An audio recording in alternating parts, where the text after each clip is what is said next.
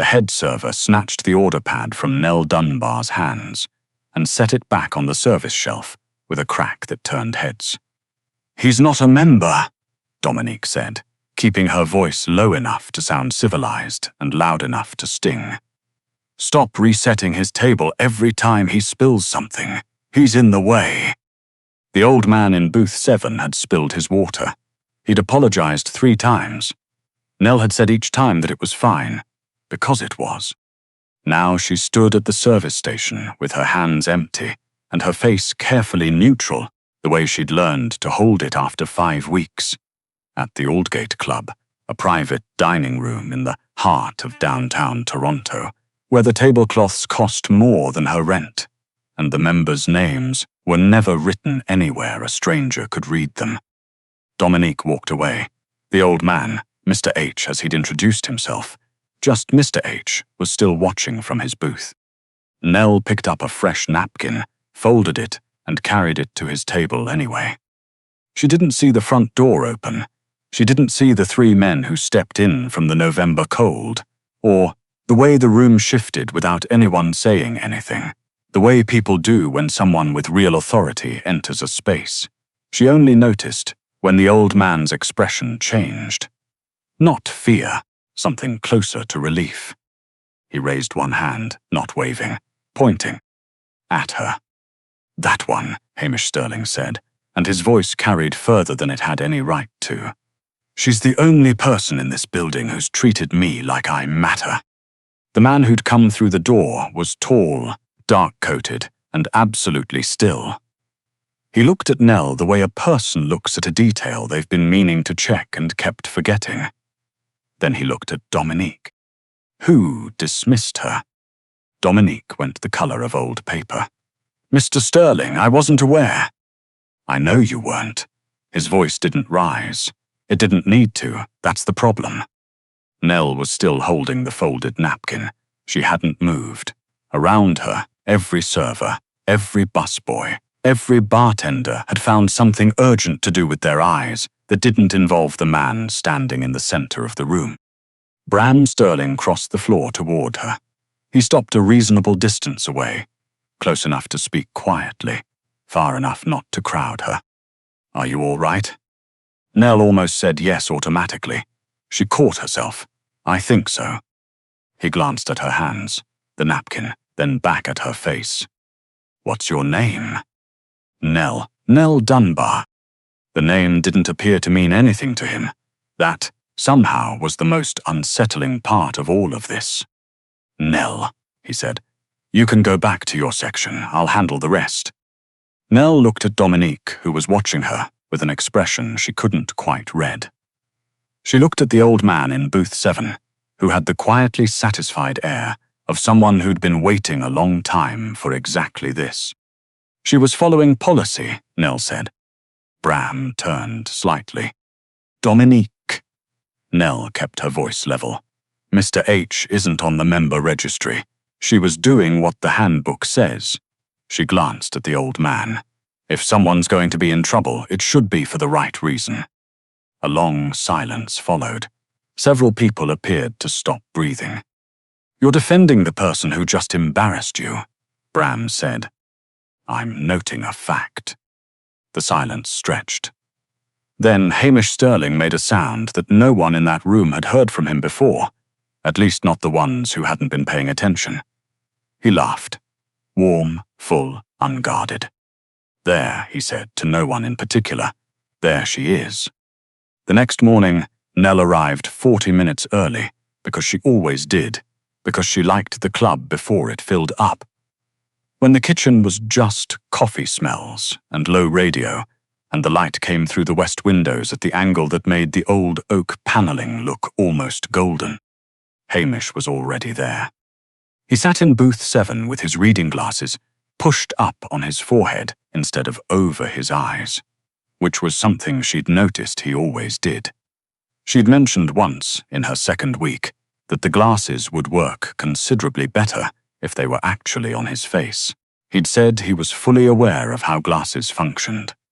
"Thank you very much." She brought him a cup of tea without asking. 2 sugars. One less than he wanted, one more than his blood pressure warranted, which was the compromise she'd arrived at independently. He'd taken it that first time and looked at it with the betrayed expression of a man who'd been hoping for 3. Today she sat down across from him, which she'd never done during service hours.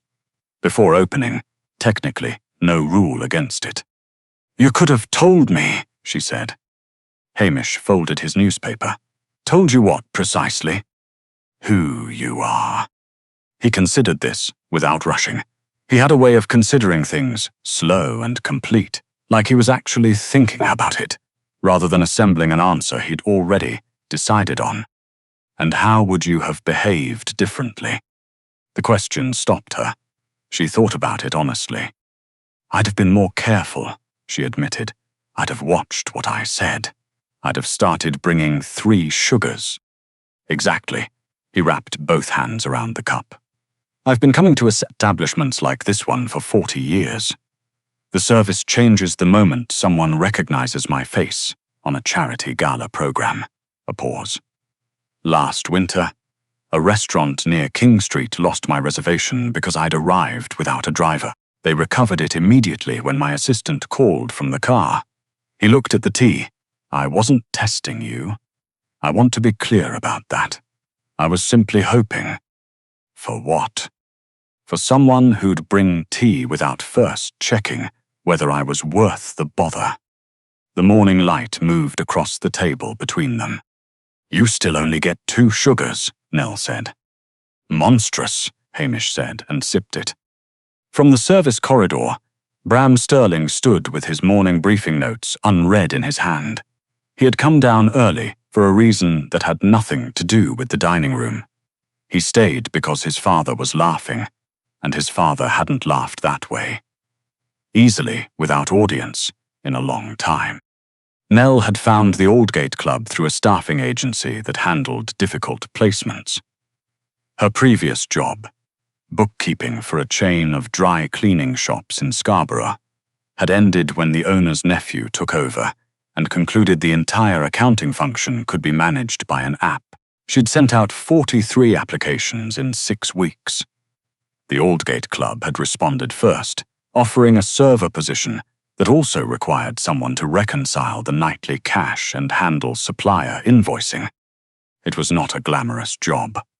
The members were sometimes difficult, the hours uneven, and Dominique had a way of assigning the worst shifts that made clear she'd decided something about Nell on day 1 and hadn't revisited it.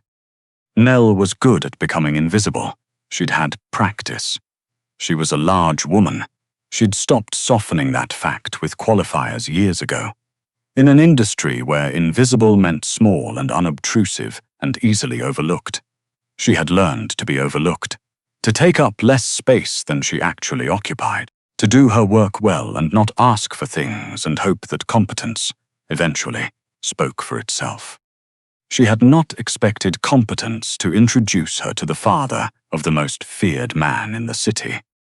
It was Bram who finally asked her about it.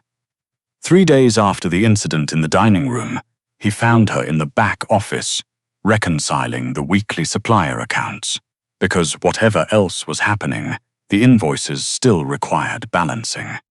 He knocked on the open door. She looked up, then back at her screen before she'd thought it through. "You don't have to stop," he said. "I can wait." "I'm nearly done." She closed the ledger. "Can I help you?" He stepped inside and didn't sit. She'd noticed he preferred standing slightly to one side, as if he might need to move. It seemed like something learned rather than deliberate. "My father likes you," he said. "He's easy to like back." "He isn't." The correction was gentle and absolute. "He hasn't trusted easily for some time." Nell looked at the closed ledger. "He doesn't have to trust me with anything important."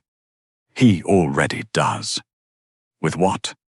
"His dignabeat, his time." She didn't have a ready answer for that. Bram waited with the same quality of patience he applied to everything. Unhurried, without performance. "Why did you treat him differently?" he asked. "I didn't. That is my exact point. She turned the closed ledger over, a small, unnecessary motion. "My grandmother raised me," she said, "after my mother left. She was the funniest person I knew. She did crossword puzzles in pen and wrote in completely wrong answers when she got stuck, fully confident about all of them. A small smile that came and went. For years, she was the person everyone called. Neighbor needed a ride, she went. Someone's kid needed watching, she went. She made herself useful the way certain people do, like they're not even conscious of it." Bram waited. When she got older, things shifted. She moved slower. She repeated herself sometimes, and I started noticing. Nell stopped, finding the right words. People would talk to me about her while she was sitting right there. Waiters asked me what she'd like. Doctors explained her results to me without first looking at her. Relatives stopped inviting her places because they'd decided she couldn't manage the effort anymore without asking her. The office was very quiet. She told me once that getting old felt like becoming a rumor about yourself, Nell said. Like people were still talking about who you used to be while they were standing right in front of who you still were. Something in Bram's expression changed, not visibly, but the quality of his attention shifted. "I couldn't fix any of that," Nell continued. "I couldn't give her her knees back or make people stop looking past her, but I could make sure that when I was there, she knew someone was actually there with her." She shrugged. "She died 4 years ago, after I made myself a promise." "What promise?" "That I wouldn't be one of the people who decides someone isn't worth the effort." She glanced up. "So when I saw Hamish waiting at a table that no one was hurrying to give him, I brought him tea. I wasn't thinking about any of this. She stopped. "I just saw an old man who'd been sitting alone too long." Bram looked at her for a long moment. "That's not what I expected you to say." "What did you expect?" "Something shorter." She almost laughed. "Sorry." "Don't be."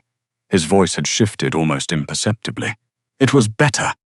The rumors started the way they always do, sideways, from somewhere unexpected. Philippa Weir was a club member who arrived 3 lunches a week and understood the building's invisible hierarchies better than the staff who'd designed them. She had noticed the changes, Hamish's newly prominent placement, the way Bram lingered in the dining room on mornings when Nell was working, the fact that the old man now asked for Nell by name. She found Nell restocking the linen shelf one afternoon and stood in the doorway with a smile that didn't quite reach where smiles are supposed to reach. "You've made quite the impression," she said. Nell looked up. "I try to do my job properly." "Of course." Philippa's gaze moved across Nell's uniform, her hands, her face. "Though women in your position should be careful about how certain things can be read. Close attachments to the family. People draw conclusions." "Women in my position," Nell said. "Service staff who become close. It raises questions about what's being offered and what's expected in return."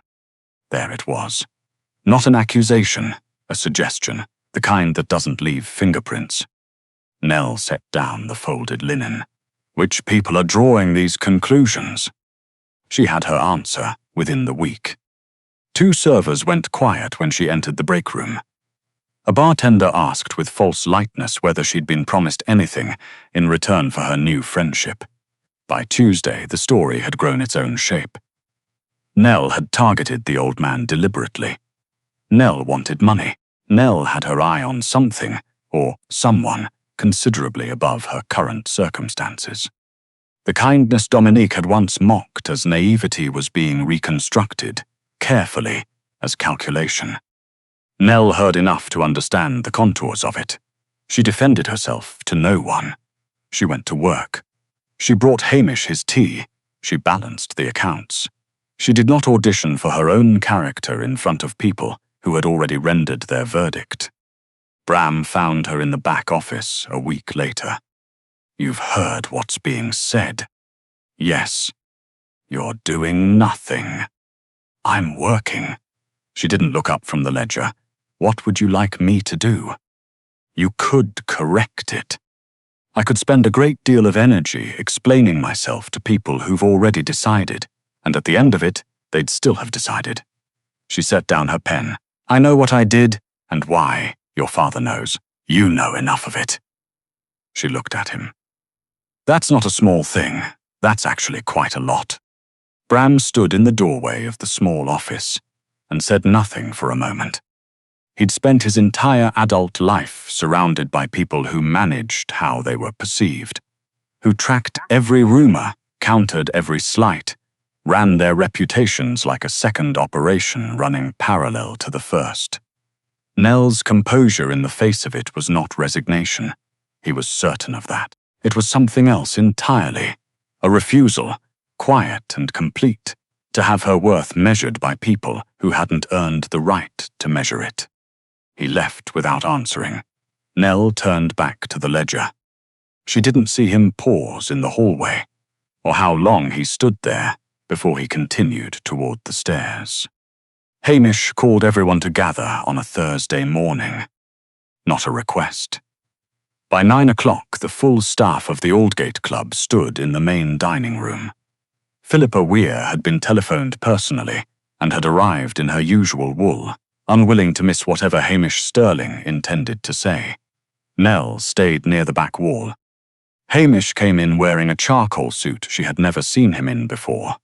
It fit him very well. Several staff members looked at it the way people look at something they should have worked out sooner. Bram stood beside him and said nothing.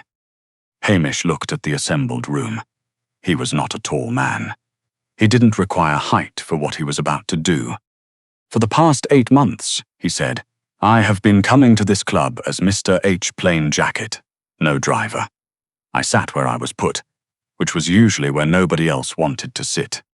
The room was perfectly still. I want to tell you what I found. He wasn't reading from anything. Some of you were consistently professional. I want to acknowledge that sincerely. Courtesy, genuine or performed, is still an effort. A pause. But courtesy is easy to extend to someone who appears to matter. What I was looking for was simpler than that. His eyes moved slowly across the room. I wanted to know whether anyone in this building would be decent to an old man in an ordinary jacket for no reason other than that he was there, and it was the right thing to do. Nobody moved. Most of you made a calculation, Hamish continued, without raising his voice, and the calculation came out against the effort. He said it without drama, which made it land harder than drama would have. I was told on 2 separate occasions to use the service entrance. My coffee was refused once, and then brought with considerable warmth to a man who arrived 5 minutes later in a better coat. I was removed from a sitting room because an important guest was expected. He paused. Not one of those people has asked themselves, since yesterday, what that meant about them. Dominique stood near the front. Her usual composure had entirely left her face. Hamish looked at her. 3 weeks ago, he said, you humiliated a member of your team in front of this dining room because she was extending a courtesy that inconvenienced you. Dominique opened her mouth, closed it. I'm not interested in an apology now. He turned slightly toward the rest of the room. What I am interested in is this. Nell Dunbar knew nothing about me. She did not know my name.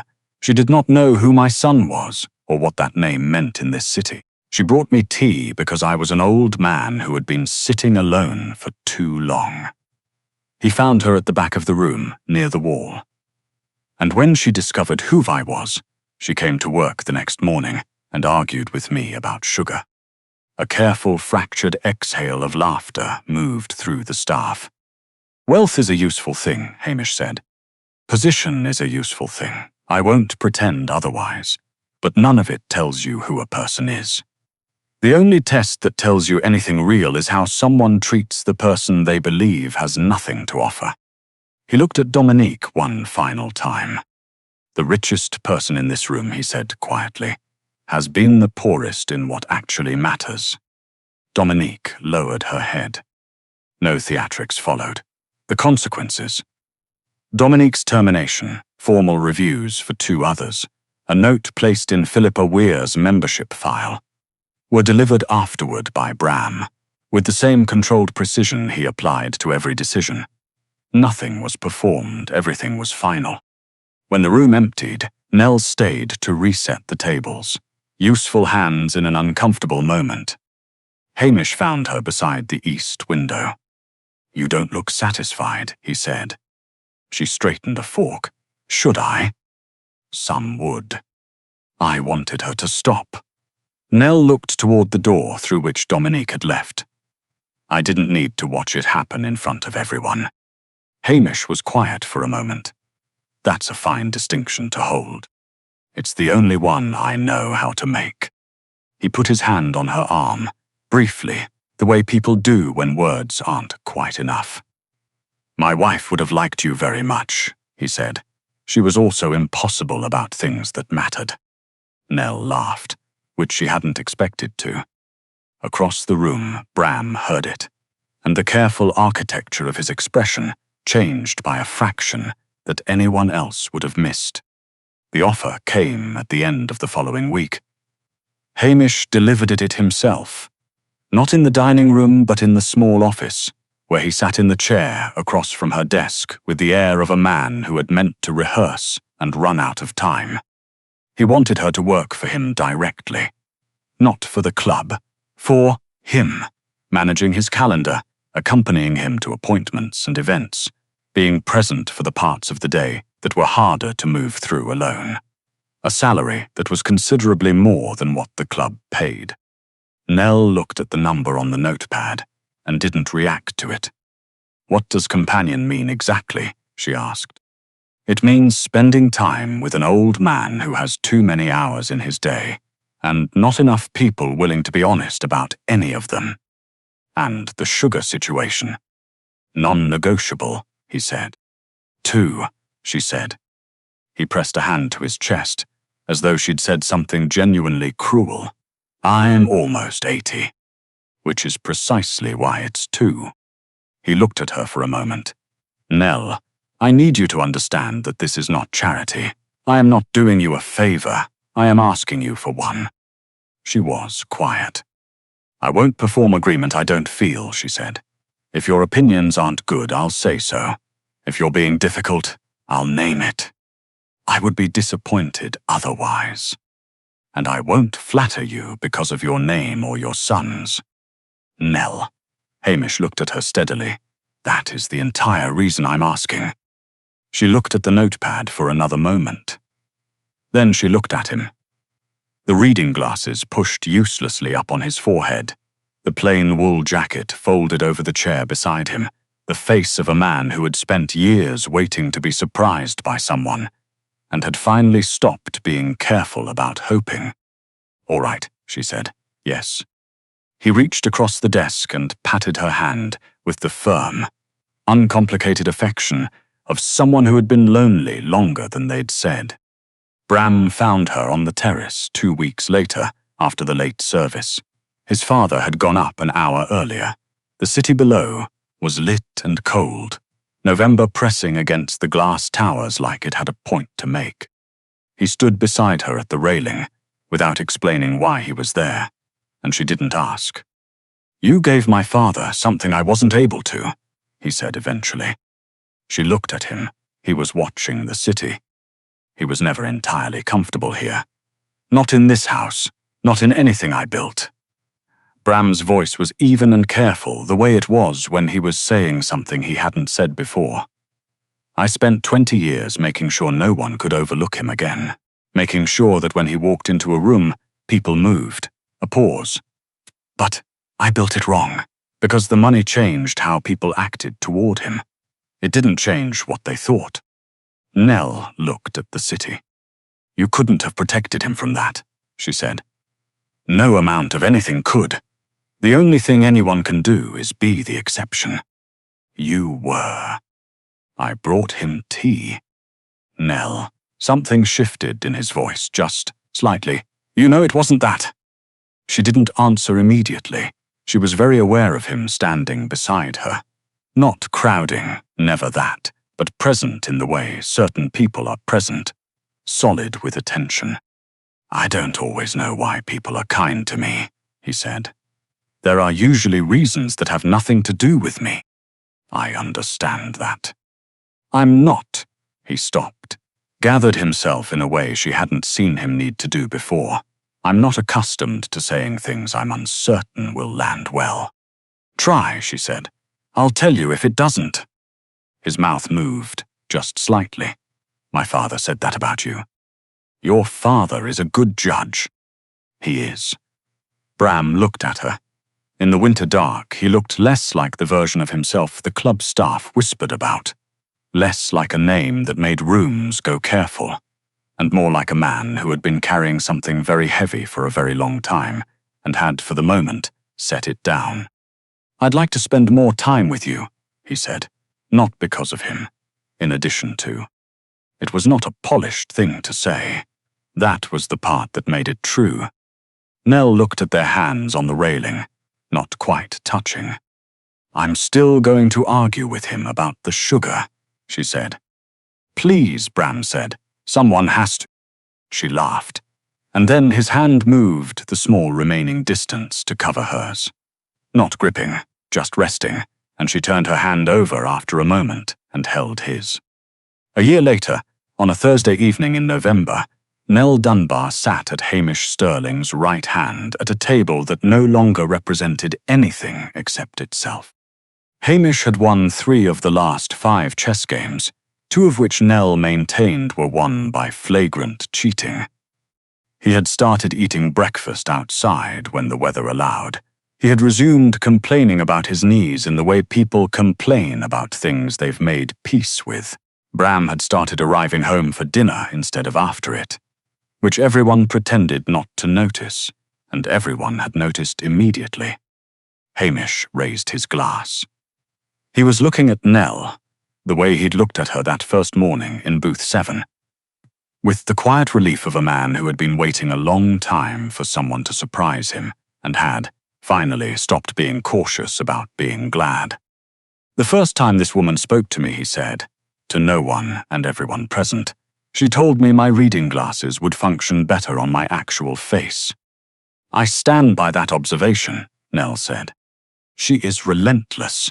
He said it exactly the way people say "I love this." Bram took her hand under the table. She let him. "She never asked what I was worth," Hamish said. His voice had gone quieter.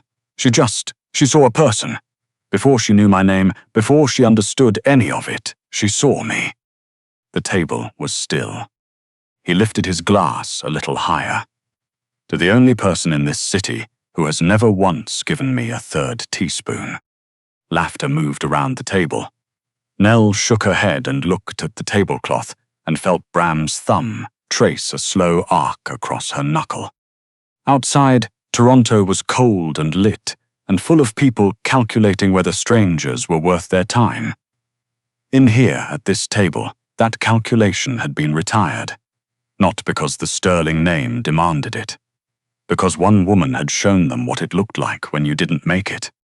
Hamish Sterling was not invisible here.